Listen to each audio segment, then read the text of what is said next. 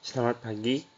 Kali ini kita akan membahas materi kelompok dan individu pada mata kuliah pengantar psikologi sosial. Oke, yang pertama, apa itu kelompok? Nah, kelompok adalah suatu kumpulan individu-individu yang berinteraksi serta menumbuhkan perasaan bersama. Manusia adalah makhluk sosial yang tidak bisa lepas dari manusia lainnya. Interaksi antara individu yang didasari atas kepentingan bersama, maka terbentuklah suatu kelompok. Nah, dapat dikatakan kelompok jika mempunyai yang pertama, sekelompok orang, dua atau bahkan lebih. Yang kedua, memersepsi dan dipersepsi sebagai satu kesatuan. Yang ketiga, ada interaksi antar anggota. Yang keempat, ada saling ketergantungan satu sama lain. Yang kelima, memiliki tujuan bersama. Yang keenam, anggota kelompok merasa dirinya sebagai bagian dari kelompok. Nah, kelompok juga dapat diartikan sebagai suatu kesatuan beberapa individu yang bertahan dalam kelompok dalam pencapaian tujuan bersama. Saritowe pada tahun 2012. Jadi, kelompok dalam psikologi sosial amat penting karena kita hidup di tengah aneka kelompok. Kita bekerja, bermain, dan bergaul di dalam suatu kelompok. Nah, di dalam kelompok ini kita menyatakan pandangan dan sikap pribadi melalui kelompok. Kelompok juga menentukan siapa diri kita, bahkan sebagian besar cara hidup kita. Nah, hal ini tampak dari bahasa yang kita gunakan, perilaku kultural yang kita praktikkan, dan pendidikan yang kita peroleh. Begitu kuatnya pengaruh kelompok terhadap individu, sehingga seringkali individu dibatasi kemerdekaannya dan keunikannya. Nah, ketika menjadi anggota dari suatu kelompok, individu bertingkah laku sesuai norma kelompok. Reaksi atau tingkah laku kita akan berbeda terhadap orang yang berasal dari kelompok yang berbeda. Hal ini berarti bahwa kelompok amat berpengaruh pada tingkah laku kita dan tingkah laku orang lain terhadap diri kita. Individu dalam kelompok. Dalam kehidupan, individu tak pernah lepas dari kelompok. Ketika individu lahir, ia adalah bagian dari kelompok kecil yang dinamakan keluarga. Nah, selanjutnya individu menjadi anggota dari berbagai kelompok, seperti di lingkungan rumah, lingkungan sekolah, tempat kerja, dan di tengah masyarakat. Individu beraktivitas dan berkembang bersama orang-orang di dalam suatu kelompok. Hal ini menimbulkan terjadinya saling mempengaruhi antara individu dan kelompok. Individu mendefinisikan diri berdasarkan kelompoknya dan bahkan kerap kehilangan keunikan diri karena membaur dalam kelompok. Individu dalam kelompok dapat diartikan sebagai seseorang yang berperan dalam suatu kelompok yang memiliki tujuan yang sama dengan apa yang diharapkan oleh kelompok di mana mereka berada. Ada juga pengertian individu dalam kelompok yang diuraikan sebagai berikut. Yang pertama, kelompok memenuhi kebutuhan individu untuk merasa berarti dan dimiliki, sehingga individu tidak merasa sendirian, ada orang lain yang membutuhkan dan menyayanginya. Yang kedua, kelompok sebagai sumber identitas diri. Nah, individu yang tergabung dalam kelompok bisa mengidentifikasikan dirinya, mengenali dirinya sebagai anggota kelompok dan bertingkah laku sesuai norma kelompok itu. Yang ketiga, kelompok sebagai sumber informasi tentang dunia dan tentang diri kita sendiri. Yang keempat, adanya dukungan untuk mencapai tujuan individu. Selanjutnya ada groups key components. Nah, kelompok mempengaruhi berbagai aspek perilaku dan pemikiran individu. Ada baiknya mempertimbangkan beberapa ciri dasar kelompok yang ada pada setiap kelompok. Ciri tersebut adalah yang pertama status, yang kedua peran, yang ketiga norma, dan yang terakhir adalah kekompakan. Selanjutnya ada hierarki dalam kelompok. Nah, pentingnya pencapaian sebuah kedudukan dalam suatu kelompok mencatat bahwa setiap individu termasuk kita sendiri sangat mementingkan kedudukan yang tinggi memberikan keuntungan menurut Bass 1999. Lalu, individu yang memiliki kedudukan yang tinggi selalu dihormati oleh orang banyak. Nah, meta-analisis ini mengungkapkan bahwa orang yang memiliki kedudukan yang lebih tinggi mendapatkan gaji yang lebih baik, memiliki keterampilan yang beragam, dan didominasi oleh pemimpin suatu kelompok. Selanjutnya, senioritas dalam suatu kelompok juga merupakan kedudukan yang tinggi. Sejauh itu dipandang sebagai cerminan kebijaksanaan atau pengetahuan tentang cara-cara dalam kelompok. Nah, yang pertama itu ada status. Jadi, status terbentuk karena adanya perbedaan peran di dalam kelompok. Ada peran-peran yang pemegangnya lebih dihormati dibandingkan dengan yang lain. Nah, berarti pemegang peran itu memiliki status yang lebih tinggi daripada yang lain. Misalnya pemimpin. Status mengindikasikan bahwa adanya hierarki dalam kelompok. Nah, hak istimewa yang diterima anggota berstatus tinggi membuat anggota kelompok yang statusnya lebih rendah termotivasi untuk meraih status yang lebih tinggi. Itulah sebabnya mengapa status dalam kelompok dikatakan memiliki pengaruh sosial yang kuat pada anggota kelompok. Nah, yang kedua itu adalah peran. Peran muncul karena kelompok terdiri dari kumpulan individu yang punya fungsi berbeda-beda sesuai dengan posisinya. Ada yang jadi pemimpin, ada yang jadi pengikut. Nah, ada juga yang jadi penguasa, ada yang dikuasai. Setiap individu yang berada di posisi tertentu dituntut menampilkan tingkah laku tertentu. Nah, contohnya dalam tata negara, ada presiden, ada DPR. Presiden menyusun kabinet, membuat keputusan, sementara anggota DPR dituntut mengesahkan keputusan presiden tersebut. Nah, peran dapat mengarahkan tingkah laku individu bahkan menjadi sangat ekstrim yang dalam kondisi normal hampir tidak mungkin dilakukannya. Norma yang berlaku dalam kelompok ini tidak ada peraturan tertulis. Semua berjalan berdasarkan apa yang kebiasaan, rutinitas sehari-hari dan menjaga toleransi dan sikap saling mendukung. Hubungan satu sama lain di dalam kelompok ini ada komitmen untuk saling menjaga ketertiban dan keamanan buat para anggotanya. Juga ada sikap saling tolong-menolong antar kelompok. Misalnya, salah satu dari mereka lagi kesulitan dalam hal keuangan, jadi mereka bisa saling gotong royong untuk membantu rekan mereka yang sedang kesusahan tersebut. Selanjutnya ada kekompakan. Kekompakan merupakan suatu hal yang penting bagi kelompok karena kekompakan dapat menjadi sebuah alat pemersatu anggota kelompok agar dapat terbentuknya sebuah kelompok yang efektif. Kekompakan kelompok sangat berhubungan dengan konformasi anggota terhadap norma kelompok dan persamaan-persamaan yang nantinya akan meningkatkan komunikasi di dalam kelompok. Pembedaan fungsi dalam kelompok. Sejauh orang menginternalisasi peran sosial mereka, peran tersebut terkait dengan aspek kunci dari konsep diri yang dapat memiliki implikasi penting bagi kesejahteraan psikologis. Memang menjalankan peran dengan baik dapat membuat orang merasa bahwa perilaku mereka mencerminkan diri mereka yang sebenarnya. Penelitian tentang siswa dalam suatu studi yang persepsi diri kunci pertama kali diukur kemudian mereka secara acak ditugaskan untuk memenuhi peran tertentu dalam tugas kelas. Nah, selanjutnya, jadi peran bukanlah penentu perilaku ketika diinternalisasikan.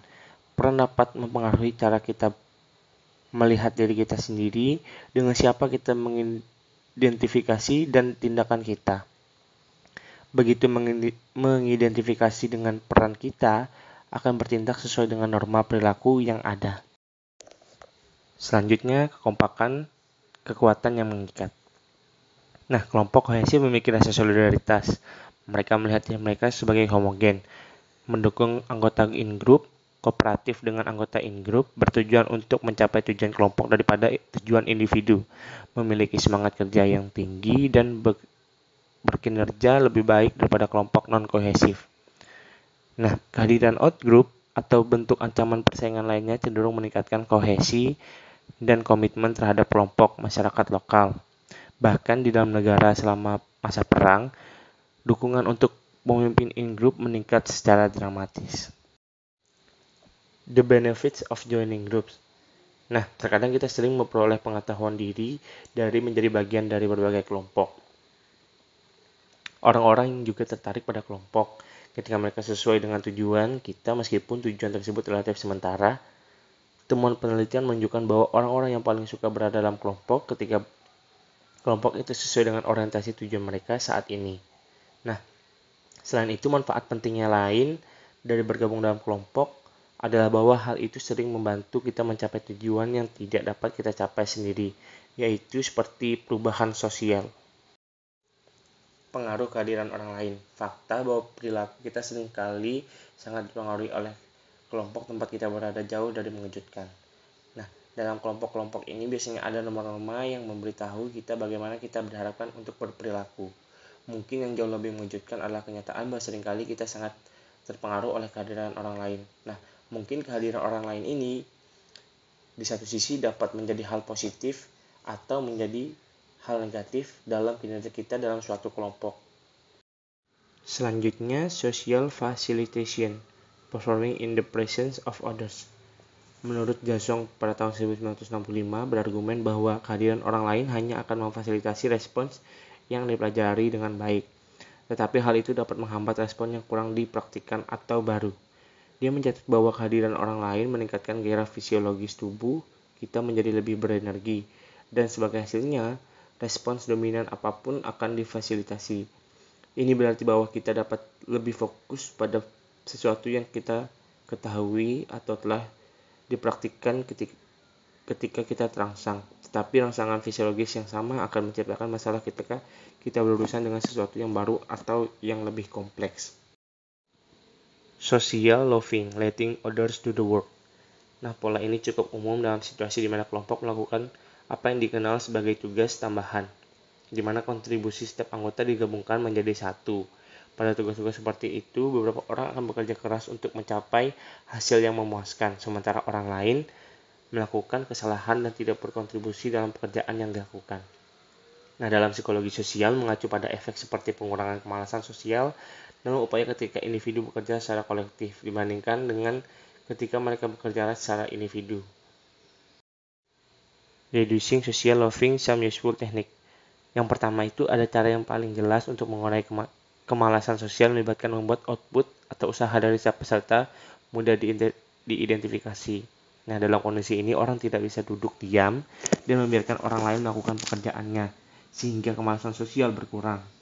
Nah, ketika orang percaya kontribusi mereka penting dan kinerja yang kuat di pihak kelompok akan mengarah pada hasil yang diinginkan, individu cenderung berusaha lebih keras. Yang kedua, kelompok dapat mengurangi kemalasan sosial dengan meningkatkan komitmen anggota kelompok untuk kinerja tugas yang sukses.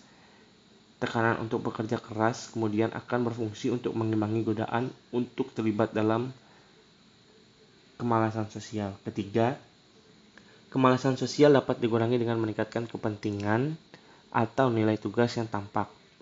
Lalu yang keempat, orang cenderung tidak bermalas-malasan jika mereka diberi semacam standar kinerja yang baik dalam hal seberapa banyak yang dilakukan orang lain atau kinerja masa lalu mereka sendiri. Social dilemma, where cooperation could occur but often doesn't. Dilema sosial adalah situasi di mana setiap orang dapat meningkatkan keuntungan pribadinya dengan bertindak dengan cara yang murni egois. Tetapi jika semua atau sebagian besar orang melakukan hal yang sama, hasil yang dialami oleh semua akan berkurang. Responding to and resolving conflict, some useful technique. Sebagian besar definisi konflik menekankan adanya kepentingan yang tidak sesuai. Tetapi konflik terkadang dapat terjadi ketika kedua belah pihak tidak benar-benar memiliki kepentingan yang berlawanan, mereka hanya percaya bahwa ini ada. Memang kesalahan mengenai penyebab perilaku orang lain yang salah atribusi dapat memainkan peran penting dalam konflik. Nah, konflik dalam kelompok seringkali berkembang dalam kondisi sumber daya yang langka, di mana anggota kelompok harus bersaing satu sama lain untuk mendapatkannya. Apa yang dimulai dengan konflik, tugas dapat dengan cepat menghasilkan konflik hubungan. Bargaining the universal process. Nah, sejauh ini strategi paling umum untuk menyelesaikan konflik adalah tawar-menawar atau negosiasi. Pruitt dan Carnevale 1993. Dalam proses ini, pihak yang berlawanan saling bertukar penawaran baik dan konsesi, baik secara langsung maupun secara melalui perwakilan. Jika prosesnya berhasil, solusi yang dapat diterima kedua belah pihak tercapai dan konflik diselesaikan. Sebaliknya, jika tawar-menawar tidak berhasil, kebuntuan yang mahal dapat terjadi dan konflik kemungkinan akan meningkat lebih besar. The dedication quality of group, less or more extreme. Di berbagai jenis keputusan dan banyak konteks yang berbeda, kelompok menunjukkan kecenderungan yang jelas untuk beralih ke pandangan yang lebih ekstrim daripada yang awalnya mereka mulai.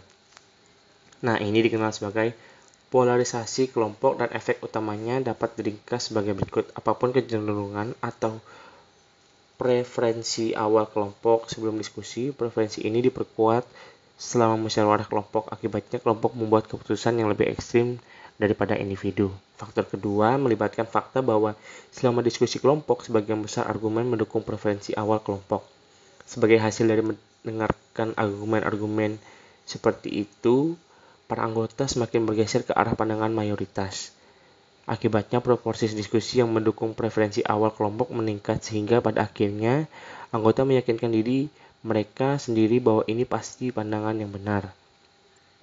Untuk mendukung gagasan ini, penelitian terbaru mengungkapkan bahwa jika pendapat anggota kelompok lain tidak diketahui sebelum diskusi, keputusan kelompok meningkat karena argumen yang lebih beragam dipertimbangkan pada akhirnya.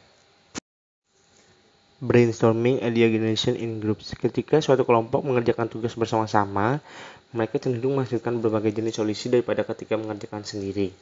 Nah, dalam brainstorming, sebuah proses di mana orang-orang bertemu sebagai sebuah kelompok untuk menghasilkan ide baru. Umumnya diasumsikan bahwa hasil yang lebih kreatif akan muncul daripada orang yang sama bekerja sebagai individu.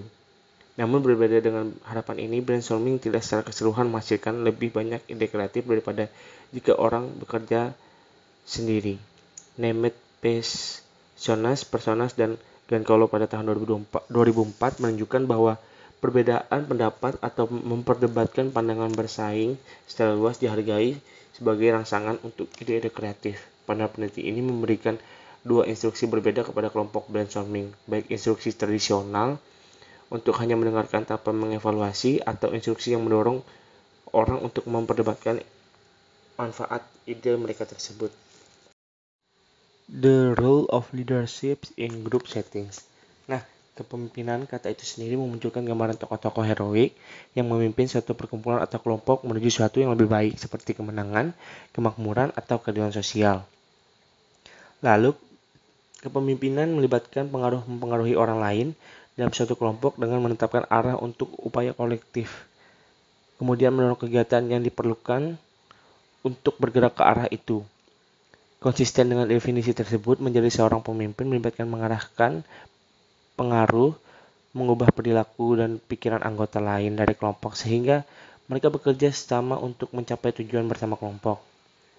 Lalu tidak ada kepemimpinan tanpa pengikut. Pentingnya pengikut diberikan pertimbangan dalam teori kepemimpinan modern. Misalnya para ahli kepemimpinan Huckman dan Wegeman 2007 Turner 2005 menyarankan bahwa pemimpin dan pengikut keduanya merupakan bagian penting dari hubungan kepemimpinan. Dan bahwa semua teori kepemimpinan harus mencatat bahwa keduanya memainkan peran penting dan keduanya memberikan pengaruh serta menerimanya. Lalu, untuk berbagai jenis kelompok memiliki pemimpin yang dilihat sebagai prototipe kelompok, bukan berbeda dari anggota kelompok, memprediksi kepuasan anggota, dan pemimpin yang dirasakan efektivitasnya.